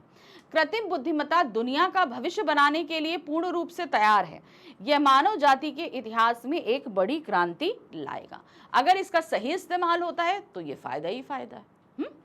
अब आते हैं नेक्स्ट टॉपिक, ग्लोबल वार्मिंग। तो ये भी एक हॉट टॉपिक है आजकल। हम सभी इसके शिकार हैं ग्लोबल वार्मिंग के। ग्लोबल वार्मिंग क्या है तथा कैसे होती है, इसके दुष्परिणाम क्या हैं, बचाव तथा उपसंहार, ठीक है। तो मुझे नहीं लगता कि ग्लोबल वार्मिंग आपको बताना है कि यानी कि धरती का गर्म होना ही एक तरीके से ग्लोबल वार्मिंग है। हमारा पर्यावरण, हमारी धरती धीरे धीरे गर्म हो रही है और इसका सबसे मेन कारण है प्रदूषण और वृक्षों का कटाव। वैश्विक तापमान यानी कि ग्लोबल वार्मिंग आज विश्व की सबसे बड़ी समस्या बन चुकी है। पूरी धरती गर्म हो रही है। इससे न केवल मनुष्य बल्कि पृथ्वी पर रहने वाला प्रत्येक प्राणी त्रस्त है। ग्लोबल वार्मिंग शब्द का अर्थ है संपूर्ण पृथ्वी के तापमान में वृद्धि होना, ठीक है। हमारी पृथ्वी पर वायुमंडल की एक परत है, यानी कि आप लोग जिस पे एटमॉस्फेयर जिसको बोलते हैं, वो क्या होता है, वायुमंडल की एक परत कही जाती है, जो विभिन्न गैसों से मिलकर बनी है, जिसे ओजोन परत कहते हैं। ये ओजोन परत सूर्य से आने वाली यूवी किरणों से हमारी रक्षा करती है। ये ओजोन परत सूर्य से आने वाली पराबैंगनी और तथा अन्य हानिकारक किरणों को पृथ्वी से आने से रोकती है, जिसे हम यूवी रेजेस बोलते हैं। मानवीय क्रियाओं द्वारा ओजोन परत में छिद्र हो जाने के कारण सूर्य की हानिकारक किरणें पृथ्वी के वातावरण में प्रवेश कर रही हैं। अब हमारी जो ये एटमॉस्फेयर लेयर है, ये बन रही है हमारे इस पृथ्वी के वातावरण, यानी कि इसके ठंडे होने से था। लेकिन अब धीरे धीरे जो पृथ्वी पर इतना प्रदूषण हो रहा है और वृक्षों का जो कटाव हो रहा है, इसके कारण ओजोन परत जो है वो धीरे धीरे कमजोर हो रही है और कई जगह एटमॉस्फेयर में ओजोन परत में वो छेद हो चुका है, जिसकी वजह से सूरज की किरणें अब सीधे पृथ्वी पर पड़ रही हैं और उसके नतीजे में पृथ्वी बहुत तेजी से गर्म हो रही है। परिणाम स्वरूप पृथ्वी के तापमान में लगातार वृद्धि हो रही है, क्योंकि सूरज की किरणें अब सीधे पृथ्वी पर आ रही हैं। उसे जो एक लेयर रोक रही थी, अब वो लेयर तो कमजोर हो गई और कई जगह छेद भी हो गया है। ग्लोबल वार्मिंग के कारण कई समुद्री तथा पृथ्वी पर रहने वाले जीव जंतुओं की प्रजातियों के अस्तित्व पर खतरा छाया हुआ है। बहुत सारी प्रजातियां अब खत्म होने पर हैं, हम सभी लोग जानते हैं। साथ ही मनुष्यों को भी स्वास्थ्य संबंधी समस्याओं का सामना करना पड़ रहा है। यदि समय रहते ग्लोबल वार्मिंग को रोकने के उपाय नहीं किए गए तो हमारी पृथ्वी जीवन के योग्य नहीं रह जाएगी। इसे रोकने के लिए हमें प्रदूषण को कम करना होगा, साथ ही कार्बन डाइऑक्साइड सहित अन्य गैसों के उत्सर्जन में कमी तथा वृक्षारोपण को बढ़ावा देना होगा, जिससे प्रकृति में पर्यावरण संबंधी संतुलन बना रहे। टॉपिक नंबर है 10। तो देखिए अभी तक कितनी जल्दी हमने 9 टॉपिक कर लिए। अब 10वें टॉपिक पे आगे हैं, विज्ञापन की बढ़ती हुई लोकप्रियता। आजकल हम लोग एडवर्टाइजमेंट पे तो मोहित हैं। किसी चीज का एडवर्टाइजमेंट देख लिया, हमें ये अच्छा लग रहा है, हमें ये चाहिए। और मैं आपको क्या कहूँ, मैं खुद भी इसके लोभ में फंस जाती हूँ, ठीक है। तो देखिए क्या है, विज्ञापन की आवश्यकता क्यों है, आपको ये बताना है। फिर है विज्ञापनों से होने वाले लाभ, यानी कि इससे फायदे क्या हैं, और विज्ञापनों से होने वाली हानियां क्या हैं। तो ये चीज अब देखिए, विज्ञापन लेखन आपके टॉपिक में है भी, तो अब इनसे ये आप अच्छे से इसको लिख सकते हो। तो चलिए लिखें इसको। आज के युग में विज्ञापनों का युग कहा जाता है। हर जगह हर चीज का एडवर्टाइजमेंट है। आज सभी जगह विज्ञापन ही विज्ञापन नजर आते हैं। बड़ी बड़ी कंपनियों एवं उत्पादक अपने उत्पाद एवं सेवा से संबंधित लुभावने विज्ञापन देकर उसे लोकप्रिय बनाने का हर संभव प्रयास करते हैं कि बस हम किसी तरीके से एडवर्टाइजमेंट निकालें, उसे बहुत ज़्यादा पब्लिश करें जिससे लोग उसके बारे में जानें और उस प्रोडक्ट को खरीदें। किसी नए उत्पाद के विषय में जानकारी देने, उसकी विशेषता एवं प्राप्ति स्थान आदि बताने के लिए विज्ञापन की आवश्यकता पड़ती है। विज्ञापनों के द्वारा किसी भी सूचना तथा उत्पाद की जानकारी, पूर्व में प्रचलित किसी उत्पाद में आने वाले बदलाव आदि की जानकारी सामान्य जनता तक दी जाती है। अगर कोई नया प्रोडक्ट लॉन्च किया जा रहा है तो जानकारी होगी, या पहले से कोई प्रोडक्ट चल रहा है तो उसमें अगर कोई तब्दीली की गई है, तो अगर उसमें कोई डिस्काउंट है या कोई ऑफर है, तो इन सबको बताने के लिए इस विज्ञापन की आवश्यकता पड़ती है कंपनीज को। विज्ञापन का उद्देश्य जनता को किसी भी उत्पाद एवं सेवा की सही सूचना देना है। अब विज्ञापन किस लिए? जो आपका प्रोडक्ट है उसकी सही सूचना हमें कंज्यूमर तक पहुंचानी, यानी कि उपभोक्ता तक पहुंचानी होती है। लेकिन आज विज्ञापनों में अपने उत्पाद को सर्वोत्तम तथा दूसरों के उत्पादों को निकृष्ट कोटि का बताया जाता है। अब देखिए क्या है, हम अच्छे हैं तो अच्छे हैं, लेकिन अपने आप को अच्छा बनाने के लिए दूसरों को बुरा बनाना नहीं जरूरी है। तो आजकल के विज्ञापनों में क्या होता है, आप अपने प्रोडक्ट को बहुत अच्छा दिखा रहे हो, लेकिन उसमें कहीं ना कहीं दूसरे के प्रोडक्ट को आप गलत दिखाना शुरू कर देते हो। ये एक गलत चीज है ना। आजकल के विज्ञापन भ्रामक होते हैं तथा मनुष्य को अनावश्यक खरीदारी करने के लिए प्रेरित करते हैं। अतः विज्ञापनों का यह दायित्व बनता है कि वे ग्राहकों को लुभावने दृश्य दिखाकर गुमराह न करें, बल्कि अपने उत्पाद के सही गुणों से परिचित कराएं। तभी उचित सामान ग्राहकों तक पहुंचेगा और विज्ञापन अपने लक्ष्य में सफल होगा। तो विज्ञापन का लक्ष्य क्या है, क्यों दिया जाता है? कि उसमें सही जानकारी कंज्यूमर तक पहुंचे। लेकिन आजकल क्या है, गलत इंफॉर्मेशन दी जाती है, अपने आप को अच्छा दिखाने के लिए बहुत सारी चीजें गलत की जाती हैं। तो ये एक गलत काम है, ठीक है। तो जो उसका उद्देश्य है उसी उद्देश्य से विज्ञापन होने चाहिए। अब है हमारे पास में 11वां जो टॉपिक, वो है स्वदेशी अपनाओ। स्वदेशी यानी कि स्वदेशी क्या चीज, यानी कि जो हमारे ही देश में चीजें बन रही हैं हमें उन्हीं का इस्तेमाल करना चाहिए।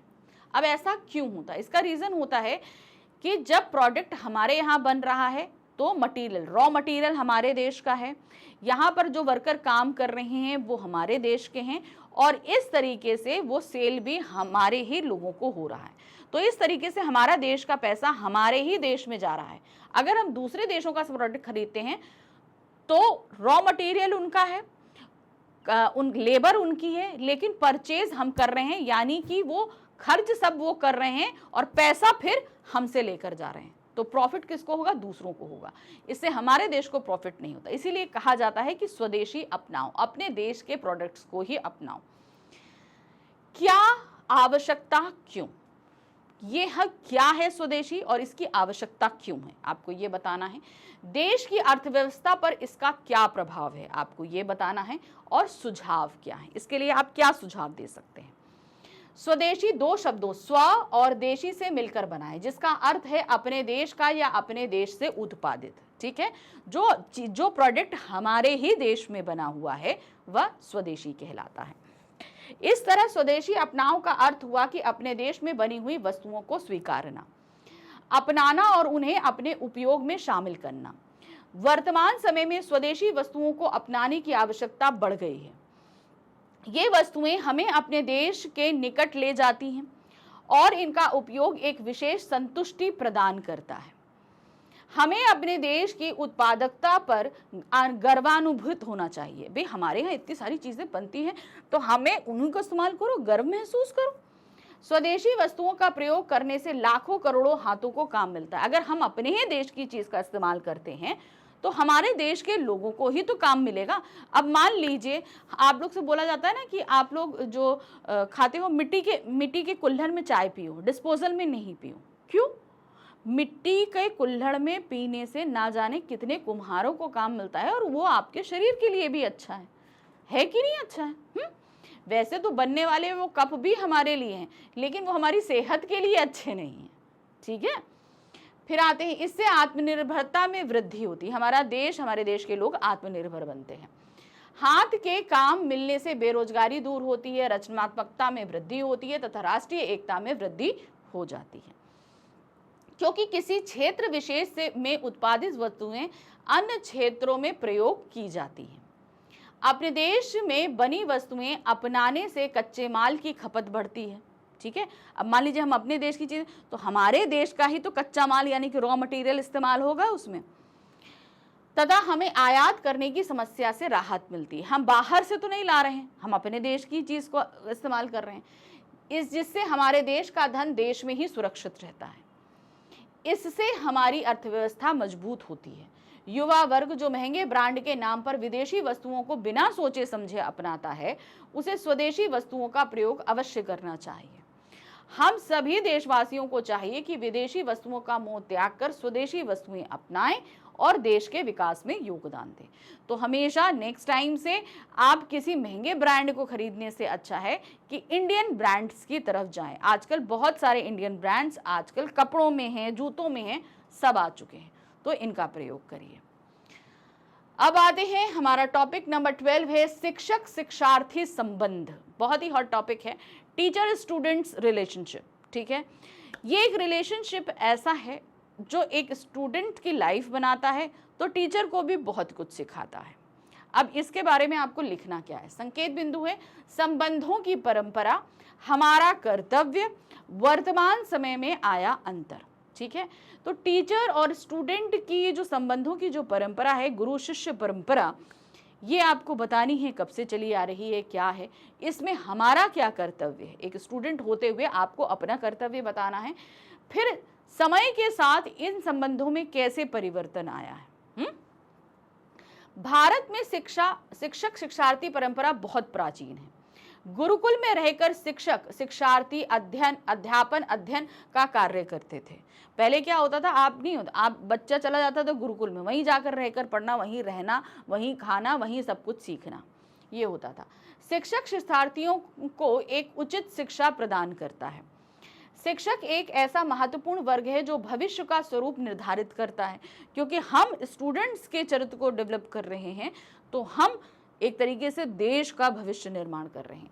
शिक्षक और शिक्षार्थी यानी कि छात्र के संबंध के विषय में कहा गया है, गुरु कुम्हार शिष्य कुंभ है, घड़ी घड़ी काढ़े खोट, अंतर हाथ सहार देत, बाहर बाढ़े चोट। अब इसका मतलब क्या है मैं आपको बता देती हूँ। गुरु कुम्हार है, गुरु क्या होता है, वो एक कुम्हार की भांति है, और शिष्य जो है वो कुंभ अर्थात घड़े की भांति है। घड़ा बनाता है ना, कुम्हार घड़ा बनाता है, आप लोग घड़े में पानी पीते हो, घड़े के भांति है।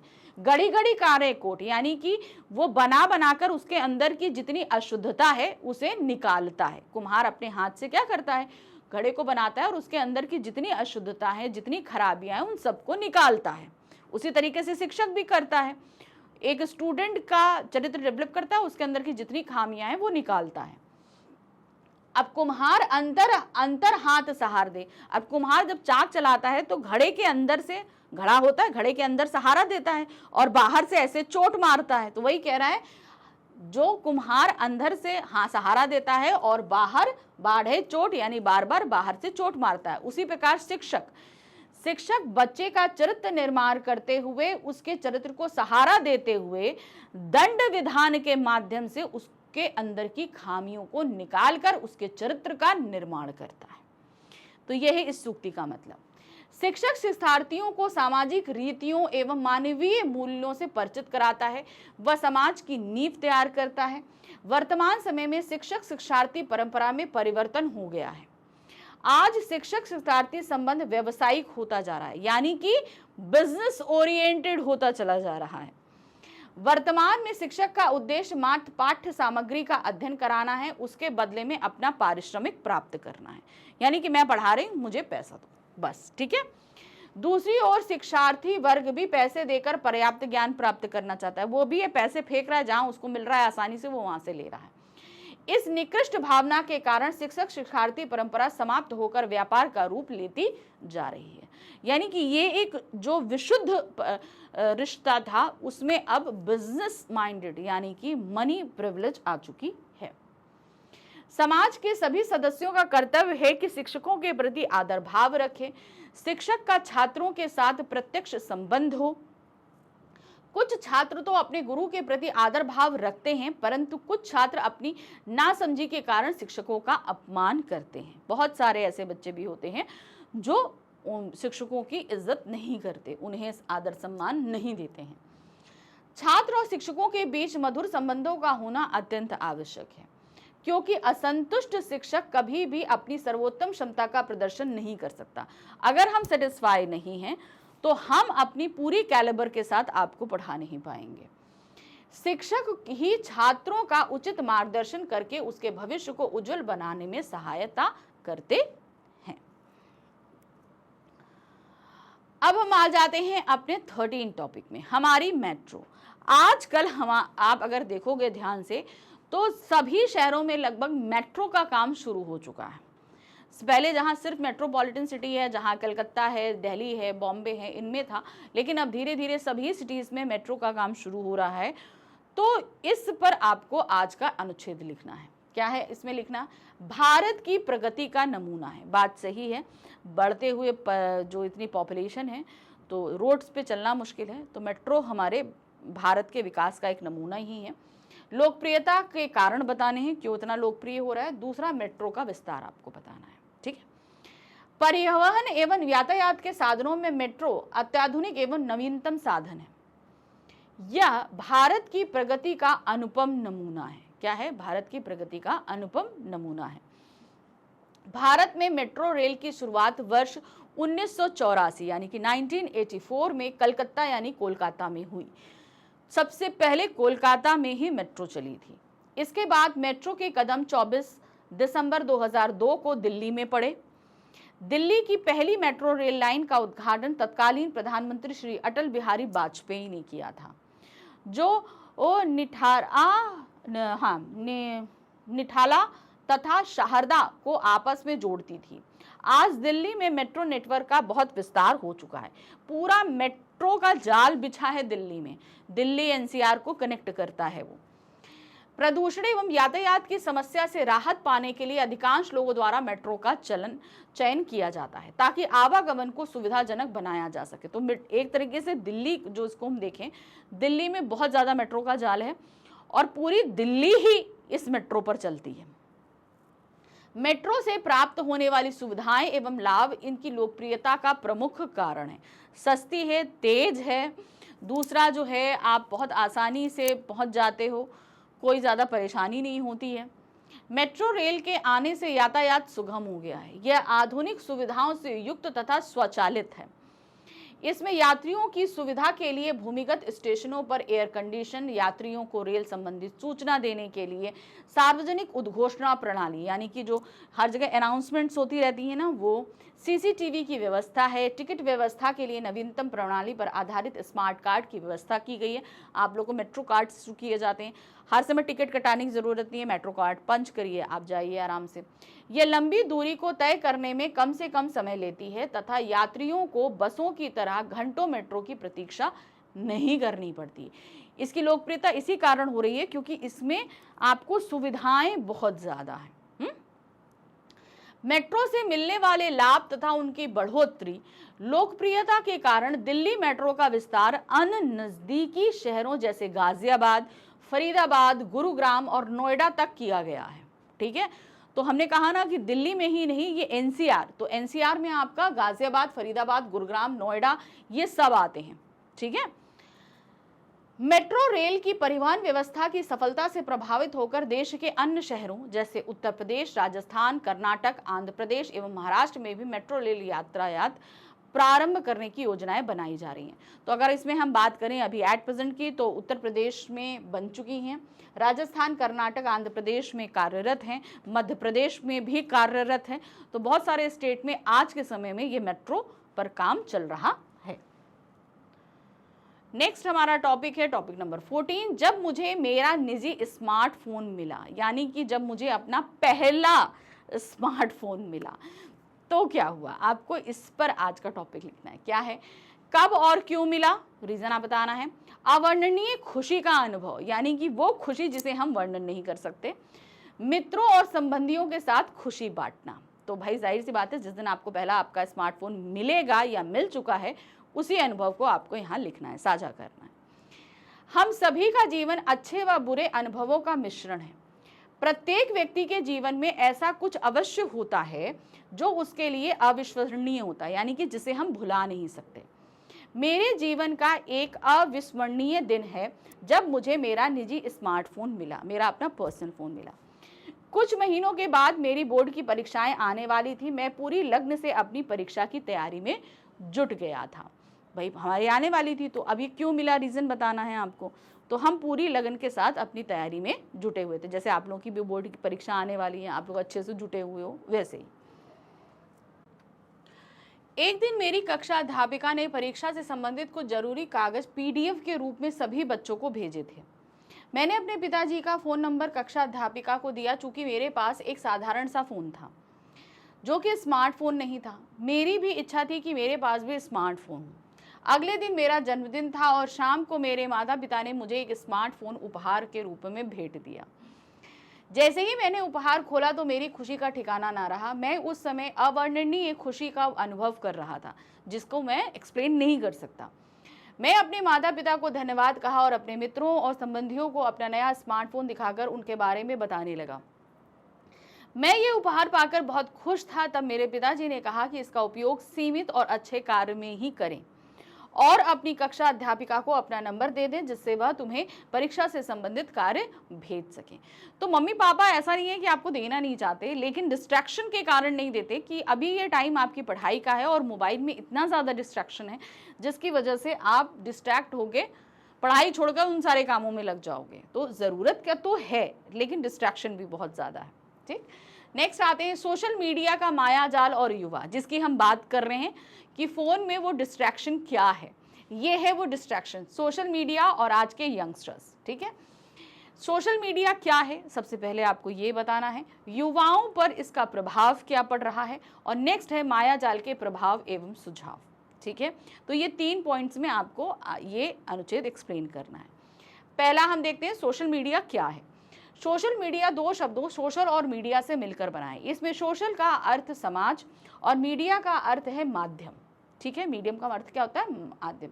अर्थात सोशल मीडिया एक ऐसा माध्यम है जिसके द्वारा इंटरनेट का प्रयोग करके लोगों को आपस में जोड़ा जाता है।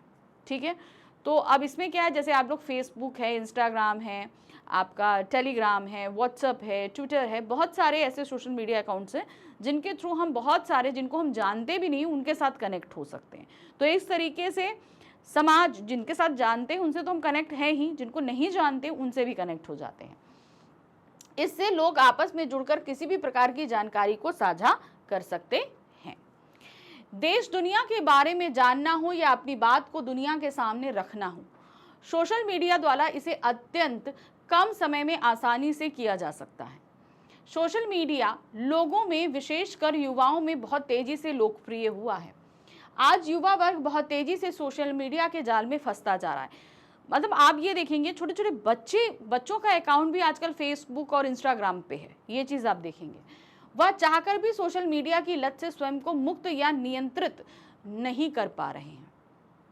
वह अपना कीमती समय सोशल मीडिया रूपी जाल में भेंट कर रहे हैं। अब युवा वर्ग का टाइम है अपने करियर को बनाने का, लेकिन वो अपना ज़्यादातर टाइम किस में दे रहे हैं, इस सोशल मीडिया को दे रहे हैं, है ना। आजकल बच्चे अपनी पढ़ाई लिखाई से ध्यान हटाकर सोशल मीडिया पर समय बिताते हैं। इससे उनके उज्जवल भविष्य पर खतरा मंडराने लगा है।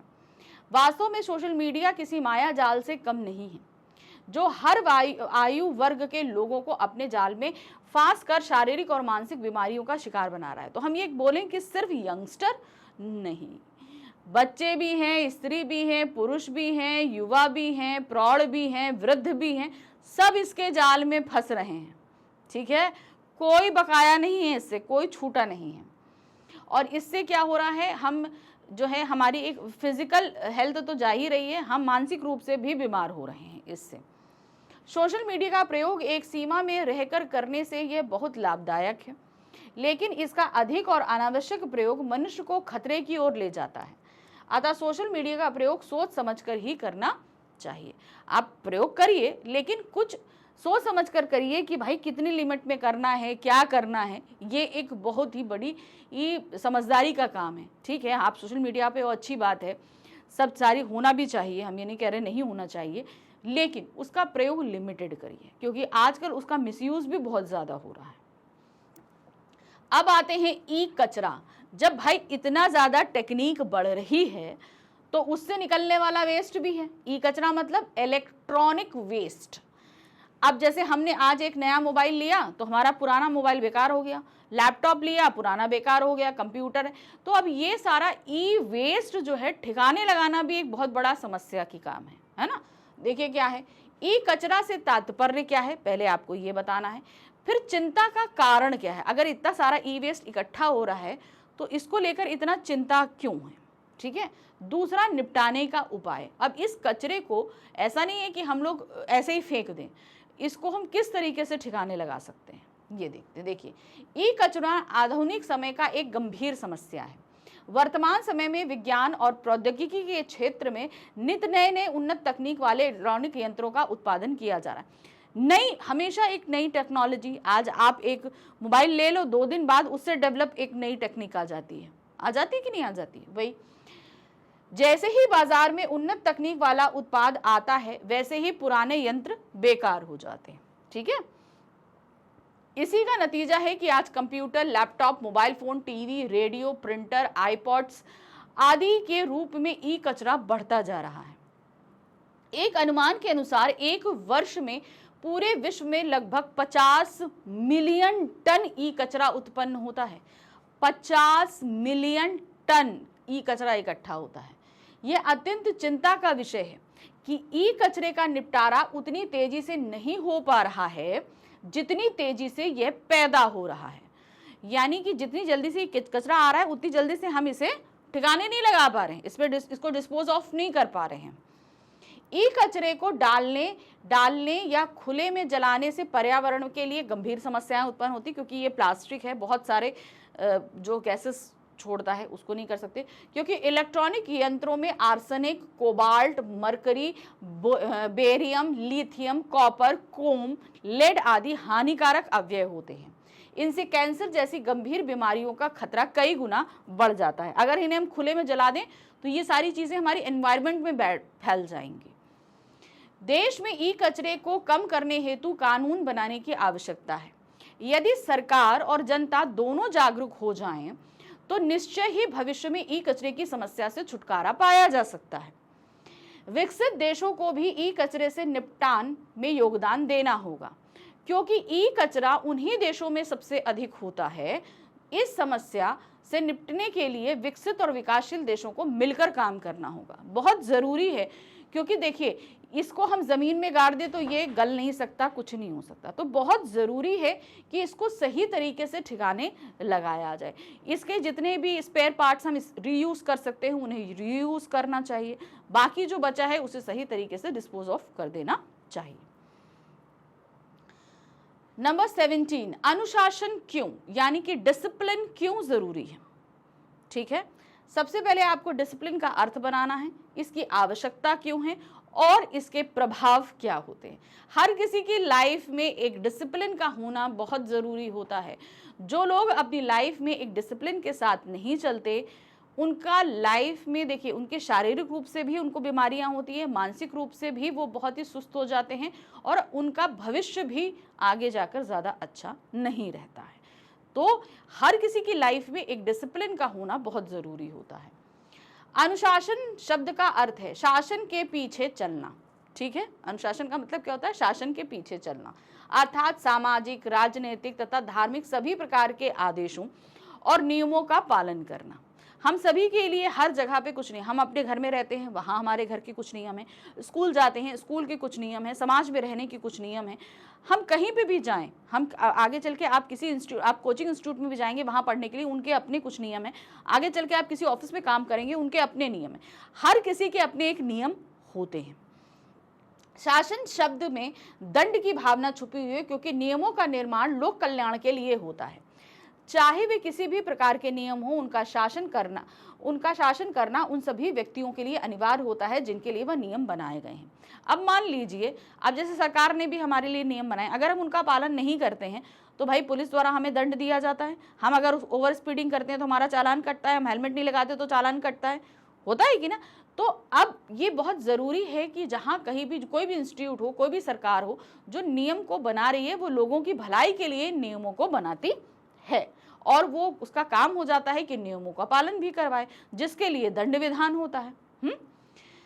व्यवहारिक जीवन में अनुशासन का होना नितांत आवश्यक है। भाई अगर हम बात करें कि किसी संस्थाओं की, तो वहां पर अगर आप नियमों का पालन नहीं करते तो दंड विधान है, लेकिन समाज में भी जीवन जीने के लिए कुछ अनुशासन की जरूरत पड़ती है। अनुशासन के बिना व्यवहारिक जीवन ठीक प्रकार से नहीं चल सकता। हमारा जो सोशल लाइफ है वो ठीक से नहीं चल पाएगी अगर हमने डिसिप्लिन नहीं निभाया तो।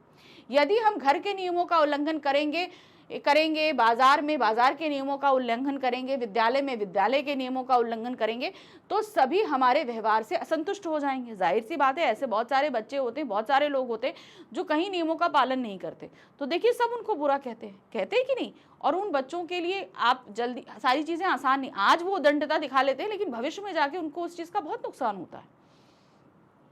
हमारे अशिष्ट और असभ्य समझ लिया जाता है। अगर हम नहीं पालन करेंगे तो हम क्या हैं, अशिष्ट हैं, असभ्य हैं, मतलब ये बच्चा बहुत बेकार है, ऐसा बोला जाता है। सॉरी, पग पग पर हमें अपमान सहना पड़ेगा, अतः हमारे व्यवहार से ये अनुशासन का गहरा संबंध है। सामाजिक जीवन में अनुशासन का अत्यधिक आवश्यक है। क्यों है भाई, हम जिस समाज में रह रहे हैं वहां उनके भी अपने एक नियम है कि नहीं। अब इसमें एक बेसिक नियम ले लो, हम सभी के लिए कपड़ा पहन के रहना जरूरी है ना। अब बिना कपड़ों के आप रोड पे निकल जाओ तो सब आपको देखेंगे कि नहीं देखेंगे, बोलेंगे कि नहीं बोलेंगे। तो हर समाज का अपना एक नियम होता है। किसी भी समाज की व्यवस्था ठीक तब ही रह सकती है जब उस समाज के सभी सदस्य अनुशासित या नियमित हो। यदि समाज में अनुशासनहीनता आ जाए तो सारा समाज दूषित हो जाता है। अब बगैर कपड़ों के अगर सब घूमना शुरू कर दे तो क्या देखिए उसमें अभद्रता, अश्लीलता आ जाएगी, हो जाएगा कि नहीं हो जाएगा। उसके सदस्य स्वेच्छाचारी हो जाते हैं, समाज छिन्न भिन्न हो जाता है। अगर किसी समाज के लोग अपने हिसाब से, अपनी बुद्धि के हिसाब से काम करने लगे तो समाज की बेस हिल जाएगा और वो समाज जो है पूरी तरीके से विक्षिप्त और छिन्न भिन्न, बिखरने जैसी कंडीशन में आ जाता है। अनुशासन जीवन के विकास तथा सफलता का कारक है। हमेशा अपने लाइफ में, अपने जीवन को बिताने के लिए कुछ नियमों को बनाइए अगर आप किसी टारगेट को अचीव करना चाहते हैं तो। इसका प्रभाव सकारात्मक होता है, इससे सुखमय भविष्य की ओर बढ़ा जा सकता है। अनुशासित रहते हुए योग्य, चरित्रवान तथा आदर्श नागरिक के रूप में प्रत्येक व्यक्ति देश के विकास में अपनी भूमिका निभा सकता है। अगर हम अनुशासित रहें तो देश के डेवलपमेंट के लिए भी कार्य कर सकते हैं। अब हम आ गए अपने 18 जो है वो टॉपिक है। बहुत सारे, मैंने कहा 21 टॉपिक है यहाँ पे, ज्यादा नहीं है। 18 पे आ गए, ज्यादा नहीं बाकी है। चलिए देखते क्या है। गया समय फिर हाथ नहीं आता। कहने का मतलब है हर काम को करने का अपना एक सही समय होता है। अगर वो समय हाथ से निकल जाए तो वो दोबारा नहीं आता। क्यों? क्योंकि समय किसी के लिए रुकता नहीं, वो चलता रहेगा। समय ही जीवन है, पहला पॉइंट आपको ये एक्सप्लेन करना है। दूसरा है समय का सदुपयोग, समय का सही तरीके से इस्तेमाल करना आना चाहिए। समय के दुरुपयोग से हानि, अगर हम समय का सही तरीके से इस्तेमाल नहीं करते तो इससे बहुत सारे नुकसान भी होते हैं, आपको वो भी बताना है। ठीक है, तो देखिए क्या है। महापुरुषों ने कहा है समय बहुत मूल्यवान है, बहुत कीमती है, एक बार निकल जाने पर यह कभी वापस नहीं आता। वास्तव में समय ही जीवन है, इसकी गति को रोकना असंभव है। संसार में अनेक उदाहरण हैं जो समय की महत्ता को प्रमाणित करते हैं, यानी कि समय कितना महत्वपूर्ण है, ऐसे बहुत सारे एग्जाम्पल्स हमारे सामने हैं। जिसने समय के मूल्य को नहीं पहचाना वह हमेशा पछताया है। इसके महत्व को पहचानकर इसका सदुपयोग करने वाले व्यक्तियों ने अपने जीवन में लगातार सफलता प्राप्त की है और जो समय की उपयोगिता जानते हैं वो एक सक्सेसफुल व्यक्ति बनते हैं। जो व्यक्ति समय मिलने पर भी अपने जीवन में कुछ नहीं कर पाते वे जीवन में असफल रहते हैं। यानी कि आपके पास समय है अभी अपने आप को निखारने का, आगे बढ़ाने का, तो वो समय पर आप उसका सही इस्तेमाल करिए, नहीं तो आगे आप कुछ भी नहीं कर पाएंगे। जो विद्यार्थी पूरे वर्ष पढ़ाई नहीं करते वे अनुत्तीर्ण होने पर पछताते हैं। जब आप पूरा टाइम पढ़ाई नहीं करोगे तो जब रिजल्ट आएगा तो उसमें मार्क्स तो अच्छे मिलने नहीं है, जाहिर सी बात है। तब यह उक्ति अब पछताए होत क्या जब चिड़िया चुग गई खेत चरितार्थ होती है। विद्यार्थी को समय का मूल्य पहचानते हुए हर पल का सदुपयोग करना चाहिए, क्योंकि जो समय को नष्ट करता है एक दिन समय उसे नष्ट कर देता है। महान पुरुषों ने समय का सदुपयोग किया और अपने जीवन में सफल हुए। स्वामी दयानंद सरस्वती, महात्मा गांधी, जवाहरलाल नेहरू, मदर टेरेसा आदि उनके ज्वलंत प्रमाण हैं। अतः हमें स्वयं की महत्ता को समझते हुए इसका सदुपयोग करना चाहिए। इसलिए हमें समय की महत्ता को समझना चाहिए कि समय कितना इंपॉर्टेंट है, उसे कभी भी वेस्ट नहीं करो। अब हमारे पास है टॉपिक नंबर 19। क्या है? भारतीय किसान के कष्ट। भाई आज जो है हमारा जो देश है वो क्या है, आपका प्रकृति जो क्या कहते हैं खेती प्रधान देश है। यहाँ पर जो हमारा मेन व्यवसाय है वो खेती है, ठीक है, भारत का। लेकिन उसके बावजूद यहाँ पर भारतीय किसानों को बहुत सारे कष्ट हैं, उस पर आपको अनुच्छेद लिखना है। क्या दिया गया है? अन्नदाता की कठिनाइयाँ, यानी अन्नदाता कौन है? हमें जो अन्न दे रहा है यानी कि किसान, उसकी प्रॉब्लम्स क्या हैं। कठोर दिनचर्या, इनका जो इनका डेली रूटीन होता है वो बहुत टफ होता है। और सुधार के उपाय, अब इसमें हम कैसे सुधार ला सकते हैं। ठीक, भारत को कृषि प्रधान देश कहा जाता है। इस देश के किसानों की स्थिति अत्यंत दयनीय है। भारतीय कृषि मानसून पर निर्भर है। हमारे यहाँ ज्यादातर कृषि का जो पानी की जो सिंचाई है, जो कुछ भी है, वो मानसून के समय ही इंतजार करते हैं, बारिश के समय। और मानसून की अनिश्चितता के कारण प्रायः अन्नदाता को कई प्रकार की कठिनाइयों का सामना करना पड़ता है। अगर बारिश सही समय पर ना हो तो उन्हें बहुत परेशानियां होती है। समय पर सिंचाई नहीं होने के कारण भी उन्हें आशा अनुरूप फसल प्राप्त नहीं हो पाती। और अगर सिंचाई नहीं होती तो जिस फसल की उन्होंने आशा लगाई थी वो फसल उन्हें मिलती नहीं है। आवश्यकता व उपयोगी वस्तुओं की कीमतों में वृद्धि के कारण कृषकों की स्थिति और भी दयनीय हो गई है तथा उनके सामने 2 वक्त की रोटी की समस्या खड़ी हो गई है। कि भाई जब देखिए नीड्स, जो चीज़ें हमारी बेसिक नीड्स है, उनकी महंगाई बढ़ती जा रही है, उनकी इतनी अर्निंग हो नहीं रही है, तो जीवन और मुश्किल होता जा रहा है उनका। किसान एक कठोर दिनचर्या का पालन करता है। वह प्रातः उठता है और अपने हल व बैलों को लेकर खेतों में चला जाता है। वह घंटों खेत जोता है, उसके पश्चात भोजन करता है। खाने के बाद पुनः वह अपने काम में व्यस्त हो जाता है। दिन रात कठिन परिश्रम करने के बाद भी उसे उचित आहार तथा तन ढकने के लिए समुचित वस्त्र नसीब नहीं हो पाता। इतनी मेहनत करने के बाद भी उसे अपनी फसल को बेचकर इतना पैसा प्राप्त नहीं होता कि वो अपने जीवन को सुचारू रूप से चला सके। सर्दी हो या गर्मी, धूप हो या बरसात, उसे रात दिन खेतों में कठोर परिश्रम करना पड़ता है।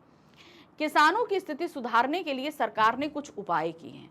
सरकार भी अपनी तरफ से बहुत सारी योजनाओं को चलाती रहती है सरकार किसानों की स्थितियों को सुधारने के लिए।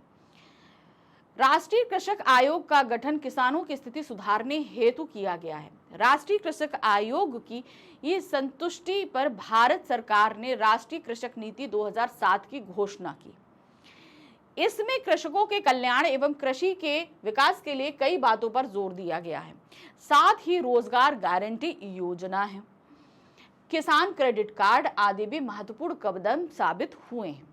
अतः कह सकते हैं कि विभिन्न प्रकार के सरकारी प्रयासों एवं योजनाओं के कारण आने वाले वर्षों में कृषक समृद्ध होकर भारतीय अर्थव्यवस्था को सही अर्थों में प्रगति की राह पर अग्रसर कर सकेंगे। तो सरकार द्वारा बहुत सारे प्रयास किए जा रहे हैं और अभी भी निरंतर बहुत सारी योजनाएं निकाली जाती हैं ताकि इनकी स्थितियों में सुधार हो सके। अब है हमारे पास टॉपिक नंबर 20। क्या दिया है? वृक्षारोपण का महत्व। हमने एनवायरनमेंट के बारे में अभी एक टॉपिक पढ़ा जिसमें सबसे ज्यादा बड़ी बात बताई गई कि हम ज्यादा से ज्यादा वृक्षारोपण करें। इसकी इंपॉर्टेंस को अब आपको बताना है। ठीक है, देखिए क्या है वृक्षारोपण का अर्थ क्या है, पहले वृक्षारोपण का मतलब क्या होता है आपको ये बताना है, फिर है वृक्षारोपण क्यों जरूरी है, फिर है हमारा दायित्व क्या है इसको लेकर। भाई वृक्ष को रोप देना ही नहीं होता, उसके बाद उसकी देखभाल करना भी एक बहुत बड़ा काम हो जाता है। वृक्षारोपण का सामान्य अर्थ है वृक्ष लगाना जिससे प्रकृति का संतुलन बना रहे, क्योंकि हमने बेइंतहा प्रकृति को नुकसान पहुंचाया है, तो उसके संतुलन को बनाए रखने के लिए हमें क्या करना पड़ेगा, भाई जाहिर सी बात है बहुत सारे वृक्ष लगाने पड़ेंगे। वृक्षों का मानव जीवन में बहुत महत्व है, यदि वृक्ष नहीं रहेंगे तो हमारा जीवन शून्य होने लगेगा। एक समय ऐसा आएगा कि हम जीवित नहीं रह पाएंगे। भाई हमें ऑक्सीजन मिलेगा ही नहीं तो हम जीवित कहाँ से रहेंगे, पेड़ों से तो मिलती है हमें मिलेगा नहीं तो हम भी जीवित नहीं रहेंगे। इससे प्रकृति का संतुलन बिगड़ जाएगा। इस प्रकार वृक्षारोपण पर्यावरण को संतुलित कर मानव के अस्तित्व की रक्षा करने के लिए आवश्यक है। बहुत जरूरी है कि वृक्ष लगाए जाए ताकि हमारा अस्तित्व बचा रहे। पर्यावरण सुरक्षा के लिए वैश्विक संगठनों द्वारा किए गए हर प्रयास में वृक्षारोपण पर विशेष बल दिया जाता है। इंटरनेशनल लेवल पे हो, नेशनल लेवल पे हो, आपका लोकल लेवल पे हो, कहीं पे भी हो, कोई संगोष्ठी होती है वृक्षारोपण के बारे में जरूर बात की जाती है कि भाई ज्यादा से ज्यादा पेड़ लगाए जाएं। भारत सरकार के भी विभिन्न राज्यों में वृक्षारोपण के लिए विभिन्न प्रकार की योजनाओं पर कार्य कर रही है। इसके अतिरिक्त विभिन्न प्रकार के गैर सरकारी संगठन भी वृक्षारोपण का कार्य करते हैं। वृक्षारोपण के कार्यक्रमों को प्रोत्साहन देने के लिए लोगों को वृक्षों से होने वाले लाभों से अवगत कराकर पेड़ लगाने के लिए प्रेरित करना होगा। भाई ऐसा तो नहीं है कि एक दो लोग पेड़ लगाएंगे तो काम चल जाएगा, अब सभी को इसके बारे में पहले तो इम्पोर्टेंस बतानी पड़ेगी कि भाई पेड़ क्यों जरूरी है। जब उनको ये इम्पोर्टेंस समझ में आएगी तभी वो पेड़ लगाएंगे, तो उनको वो जागरूक करना पड़ेगा, इसके लिए उनको बताना पड़ेगा कि ये हमारे लिए जरूरी क्यों है। कुछ संस्थाएं तो वृक्षों को गोद लेने की परंपरा भी कायम कर रही हैं। गोद लेने का तात्पर्य क्या होता है कि भाई किस जगह कुछ पेड़ लगे उनकी देखभाल करना, सब कुछ करना वो उन संस्थाओं का काम हो जाता है।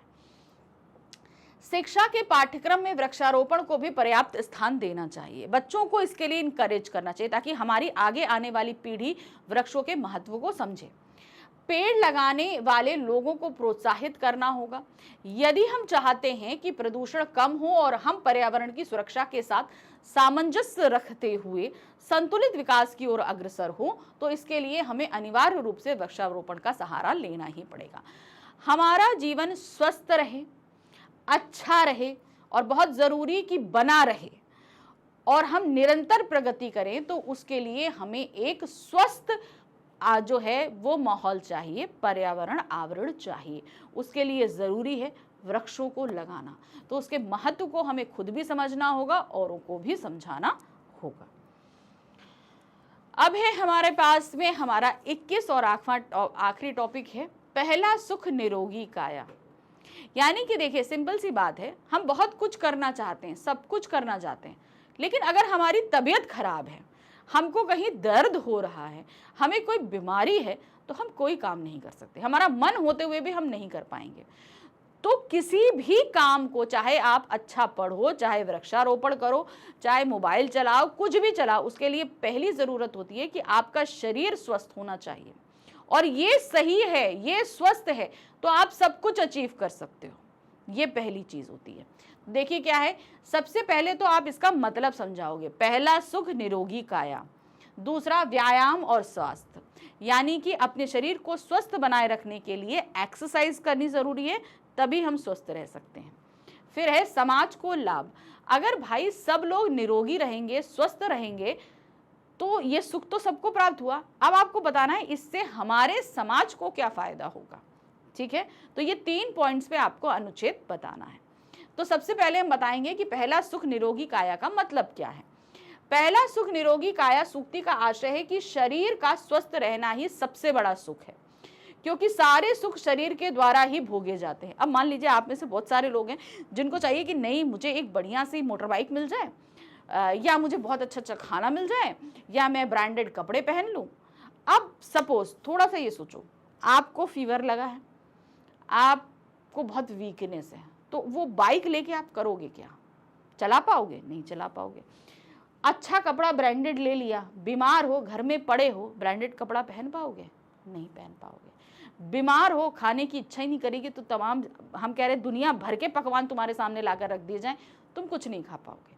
तो पहली हमारी क्या जरूरत है कि हमारा शरीर स्वस्थ रहना चाहिए, तभी आप सारे सुख भोग सकते हो और सारे काम कर सकते हो। ठीक है, तो ये एक पहली जरूरत होती है।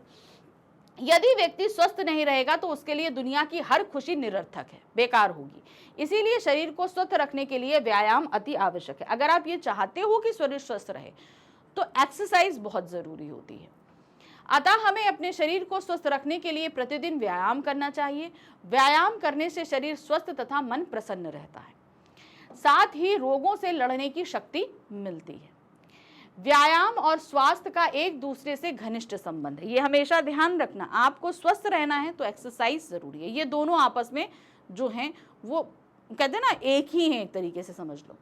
व्यक्ति का शरीर एक यंत्र यानी कि मशीन की तरह है। जिस प्रकार यंत्र को सुचारू रूप से चलाने के लिए उसमें तेल, ग्रीस आदि का प्रयोग किया जाता है, उसी प्रकार मनुष्य को अपने शरीर को क्रियाशील एवं अन्य विकारों से दूर रखने के लिए शारीरिक व्यायाम करना पड़ता है। अगर हम चाहते कि हमारे अंदर कोई खामी ना हो तो जरूरी है कि हम एक्सरसाइज करते रहें।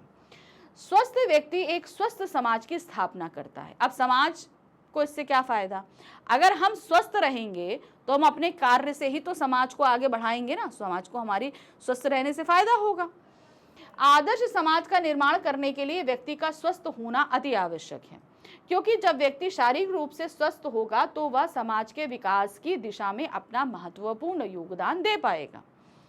इससे समाज को अत्यंत लाभ होगा। तो कहने का मतलब है जब हम स्वस्थ रहेंगे तभी हम सब कुछ कर सकते हैं। तो देखा यहाँ पर करीबन आज मैं आपके लिए 21 टॉपिक लेकर आई थी, जहाँ पर मैंने जो बहुत ही एक्सपेक्टेड टॉपिक है और हॉट टॉपिक्स है उनके ऊपर हमने आपको अनुच्छेद लेखन कराया है। तो मेरी कोशिश रहेगी कि बोर्ड एग्जाम में इनमें से ही आपके पास कोई ना कोई एक क्वेश्चन आ जाए ताकि आप आसानी से सारी चीज़ें कर पाओ। तो बस प्रैक्टिस कर लो, ठीक है। अब हमारे पास जो नेक्स्ट टॉपिक आता है वो होता है पत्र लेखन का। अब पत्र हमारे पास दो तरीके के होते हैं, औपचारिक पत्र और अनौपचारिक पत्र। तो अब हमारे पास में जो बोर्ड एग्जाम का अगला प्रैक्टिस वर्क रहेगा वो रहेगा पत्र लेखन के औपचारिक पत्र। इनको हम दो पार्ट्स में लेके आएंगे। एक पार्ट में हम सिर्फ आपको औपचारिक पत्र की प्रैक्टिस कराएंगे और नेक्स्ट हमारा जो वीडियो रहेगा वो अनौपचारिक पत्र का रहेगा, ठीक है। तो चलिए मिलते हैं अपने नेक्स्ट प्रैक्टिस सेशन में। तो तब तक जितने टॉपिक्स आपको दिए हैं इन्हें अच्छे से पढ़िएगा, ठीक है। Thank you for watching, bye bye.